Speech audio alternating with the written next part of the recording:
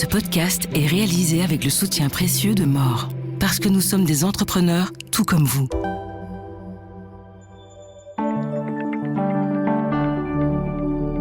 Bienvenue dans ce Trends des marchés, je m'appelle Marion Boxo et avec mon invité Nicolas Deltour, nous revenons sur les belles performances du Belvin et on s'intéressera à son avenir.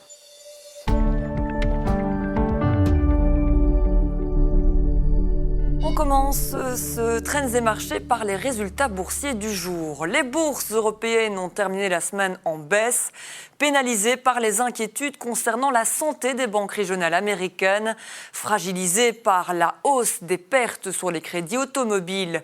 Les indices ont toutefois limité leurs pertes en fin de séance alors que Donald Trump a tenté d'apaiser les tensions commerciales avec la Chine. Sur Euronext Bruxelles, Syensqo a échappé à la tendance baissière. Hors indice Padel, c'est à nouveau illustré, le titre affichant un gain de 41% depuis le début de l'année.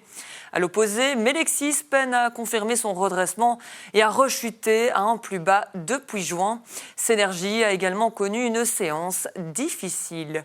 Et pour aller plus loin dans l'actualité des marchés, Nicolas Deltour est à mes côtés. Bonsoir Nicolas. Bonsoir Marion. Avec vous, on va revenir sur les belles performances de l'indice phare de Bruxelles, le Belvin, qui a atteint ce fameux record des 5000 points avant de reprendre son souffle, bien sûr. Et pour mémoire, il avait déjà atteint un plus haut cet été. Un plus haut qu'il a mis 18 ans à retrouver. Comment expliquer ce grand retour du Belvin ?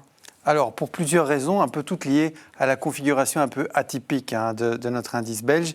Le Belvin, c'est principalement, en tout cas, de la finance, de la technologie de la santé en pharmaceutique et en biotechnologie, de la bière et de l'immobilier.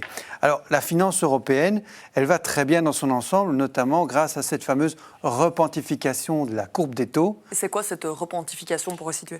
Alors, c'est simplement la courbe des taux qui retrouve une forme normale, à savoir que les taux long terme rapportent plus que les taux court terme, ce qui permet aux banques finalement de refaire leur vrai métier, à savoir transformer des liquidités et des dépôts en investissement, en crédit pour financer des projets de société, des projets long terme.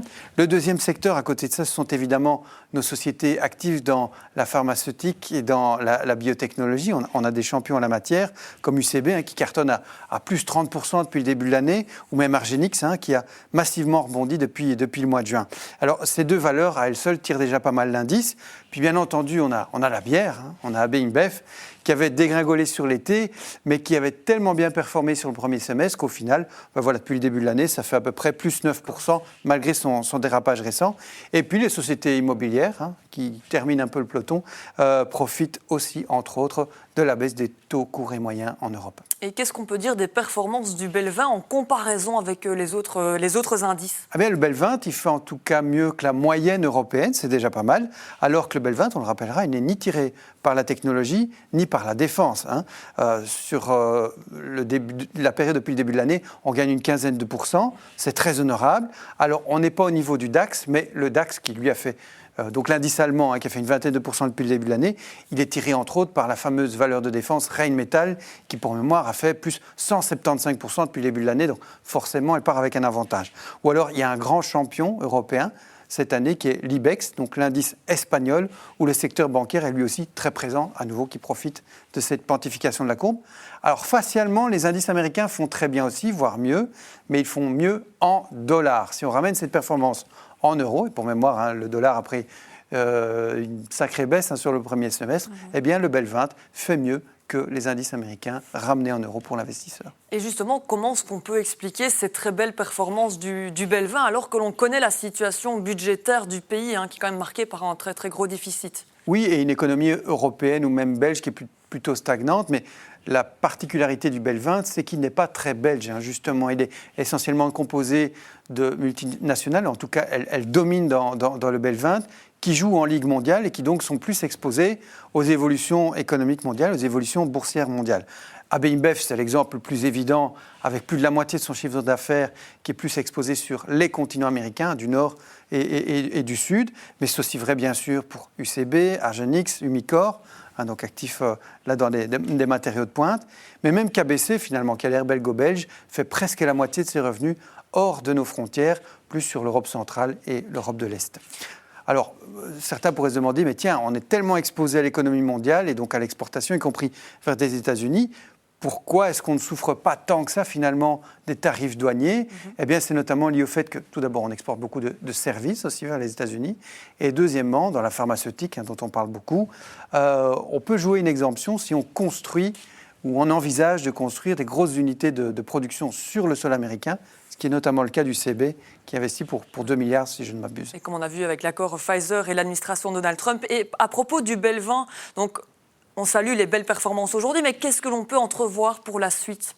Alors, pour la suite, le Belvin, c'est avant tout un indice un peu plus concentré, donc on fera attention à certaines valeurs et à certains secteurs en particulier, ce qu'on appelle le risque idiosyncratique, le risque individuel. Si vous regardez le secteur pharmaceutique, quels sont les risques liés au secteur pharmaceutique ? La menace d'un concurrent à l'un des blockbusters qui font actuellement le succès du CB ou Argenix. On regardera aussi, bien sûr, si les critères actuellement retenus pour tarifer ou exempter des tarifs aux États-Unis bougent ou pas d'ici la fin de l'année. Et puis on regardera aussi s'il y a une éventuelle ingérence dans le système de sécurité sociale, donc les soins de santé aux États-Unis. Après, pour le reste, à nouveau, bien plus que l'économie belge, on va regarder l'économie mondiale, les marchés mondiaux dans leur ensemble. Comment vont-ils évoluer dans les semaines et mois qui viennent, hors techno, puisqu'on est moins exposé. Et ils devraient plutôt bien évoluer. Pourquoi ? Parce qu'on vient d'amorcer, côté américain, côté de la Federal Reserve, un cycle baissier des taux directeurs. Et ça, l'histoire nous a prouvé que c'est généralement très porteur pour l'ensemble des bourses mondiales dans les 12 mois qui suivent. Eh bien, merci beaucoup, Nicolas Deltour, pour votre analyse de ces actualités. Merci à vous.